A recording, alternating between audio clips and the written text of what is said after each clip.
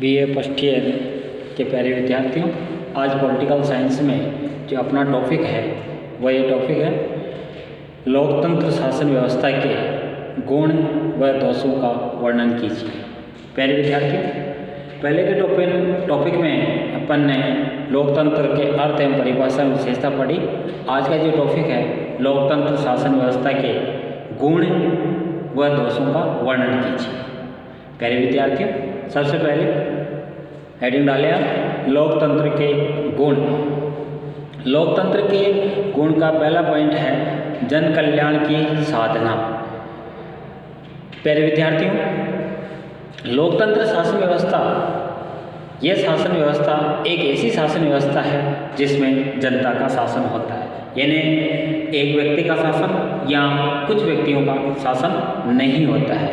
तो इस शासन व्यवस्था में जन कल्याण की साधना यानी जनता के द्वारा ही सरकार का गठन होता है और सरकार ही जनता के हित के कार्य करती है। इसलिए ऐसा कहा गया है कि जन कल्याण की साधना इस शासन व्यवस्थाओं में संभव है। दूसरा पॉइंट, सार्वजनिक कार्यकुशल प्रशासन। जो भी गवर्नमेंट की योजना होती है वो प्रत्येक गांव के अंदर ढाणी तक सफल संचालित हो, इसके लिए ये शासन व्यवस्था उचित है और सभी शासन व्यवस्था हो, सारी सरकारी योजना हो, सर्वाधिक कार्यकुशलता इस प्रशासन में अर्थात इस शासन व्यवस्था में होती है, क्योंकि इसमें प्रशासन में भी तालमेल होता है और क्योंकि जनता के सामने जनप्रतिनिधि को जाना तो होता ही है, लेकिन जनप्रतिनिधि के माध्यम से योजनाएं बनाई जाती है, अर्थात सरकार के द्वारा योजना बनाई जाती है और ये गांव तक लागू होती है। तो इसलिए सभी का विकास इसमें संभव है। तीसरा पॉइंट है सार्वजनिक शिक्षण।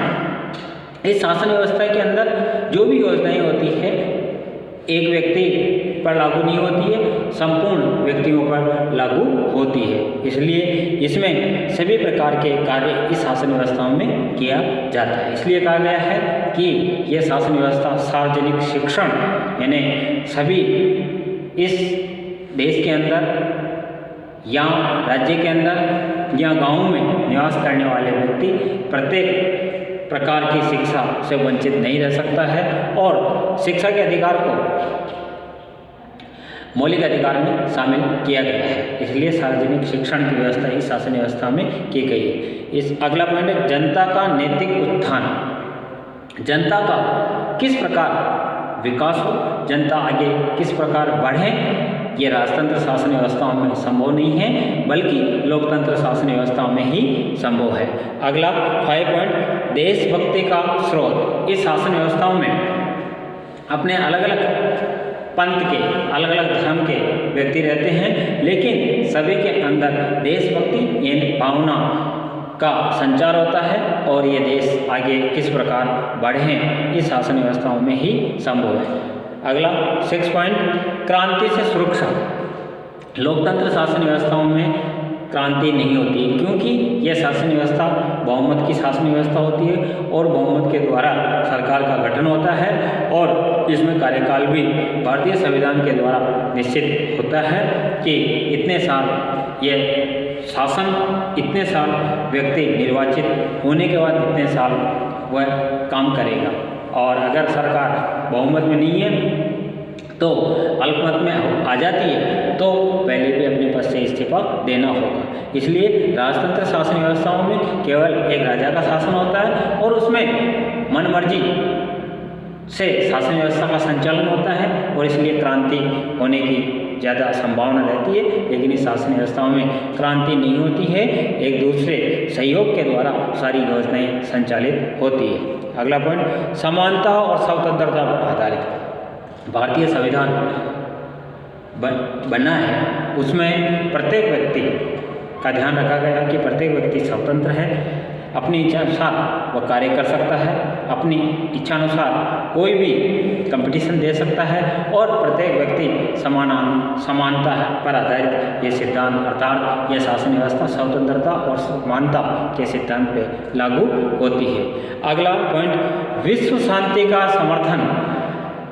हमारे भारत देश के अंदर अयम नीच परो वेते गणना लघु चेत साम उधा चरितानाम तुम वसुदेव कुटुंबकम, ये मेरा ये तेरा, ये तुच्छ व्यक्ति यानी जिनकी सोच क्षीण हो, जिनकी सोच बिल्कुल निम्न स्तर की हो, ये अयम नीच परो वेते गणना लघु चेत साम उदार चरितानाम, जो उदार व्यक्ति है, उदार हृदय वाले हैं, जो सबके सोचने वाले हैं, वह अपने परिवार के समान ही इस देश में निवास करने वाले व्यक्तियों को विश्व शांति का समर्थन, विश्व बंधुत्व का समर्थन करते हैं, और ये इस शासन व्यवस्था में ही संभव है। और 9 पॉइंट, विज्ञान का श्रेष्ठ प्रोत्साहन। इस शासन व्यवस्था में विज्ञान को आगे किस प्रकार बढ़ाना है, किस प्रकार उसको गति देनी है, इस शासन व्यवस्थाओं में ही संभव है, बाकी शासन व्यवस्थाओं में संभव नहीं है। तो प्यारे विद्यार्थियों, इसमें लोकतंत्र के गुण के पॉइंट पढ़े। अब हेडिंग है लोकतंत्र के दोष। दोष को अवगुण भी कह सकते हैं, कमियां भी कह सकते हैं, बुराइयां भी कह सकते हैं, आलोचना भी कह सकते हैं। दोष में विपक्ष में लूडोवेसी एक विद्वान का नाम था, वह कहते हैं कि प्रजातंत्र मृत्यु की ओर ले जाती है। अर्थात लूडोवेसी एक विद्वान का नाम था, ये विद्वान ये कहते थे कि प्रजातंत्र शासन व्यवस्था वास्तव में ऐसी शासन व्यवस्था है जो मृत्यु की ओर ले जाती है, ऐसा लूडोवेसी का कहना था। पहला पॉइंट, दोष का पहला पॉइंट, मूर्खों का शासन।